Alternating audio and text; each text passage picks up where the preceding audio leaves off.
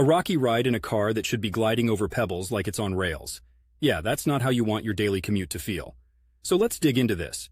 First, we're going to address the basics. Tire pressure. It's the most immediate culprit in the bumpy road blues. Overinflated tires will make your ride feel like you're driving a horse-drawn chariot across cobblestones. So, check that your tire pressure matches the recommended PSI, which you'll find on the sticker inside the driver's door jamb, or in your owner's manual. But what if your tire pressure is like Goldilocks' porridge, just right, and your Kia Optima still shakes your dentures loose at the slightest provocation? Well, we've got to look under the car.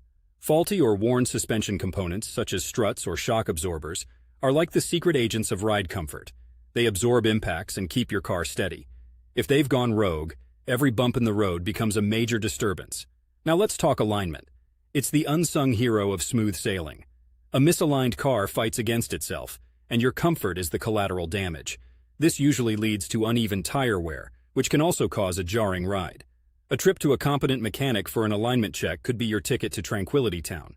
And then there are the tires themselves. They can be as temperamental as toddlers. Maybe yours are too stiff for the type of driving you do, or they're not suited for the Oregon terrain here in Portland. Getting a set more appropriate for your driving conditions might be the answer. So here is the plan. Check the tire pressure, then inspect the suspension parts and wheel alignment. If all else fails, consult with a tire expert. It might be worth considering some high-quality all-season tires tailored to your environment and driving habits. Remember, your Kia Optima was engineered for a smooth ride. It should handle the roads of Portland, Oregon with ease, not leaving you feeling like you've just tumble-dried your teeth.